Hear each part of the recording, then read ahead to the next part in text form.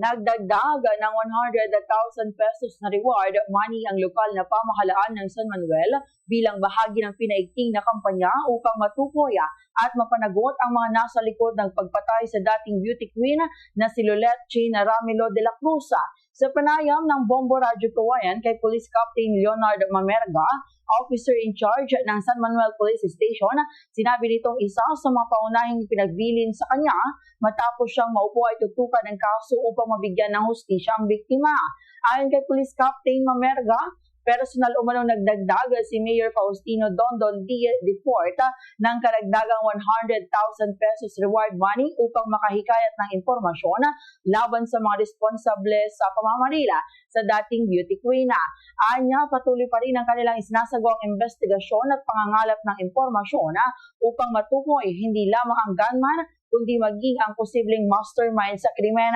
Bagamat mayroon nang nasampahan ng kaso bago pa siya maupo bilang OIC ng nasabing himpilan, sinabi ng opisyal na hindi pa may tuturing na case close ang insidente dahil nagpapatuloy pa rin ang kanilang operasyon laban sa iba pang posibleng sangkota. Dagdag pa ni Police Captain Mamerga, umaasa silang agad nang makapaglalabas ng warrant of arrest laban sa mga nasampahan ng kaso upang tuluyang makamit ang hustisya para sa biktima. Samantala, tiniyak din ng opisyal na paiigtingin nila ang kampanya kontra kriminalidad at illegal na droga upang mapanatili ang katahimikan at kaayusan sa bayan ng San Manuel. Ibinahagi rin ito na noong May 17 ay nagsagawa ng bypass operation ng San Manuel Police Station sa Barangay District 1 bilang bahagi ng kanilang tuloy-tuloy na anti-illegal drugs campaign. Ganitong bahagi ng pahayag ni Police Captain Leonard Mamerga.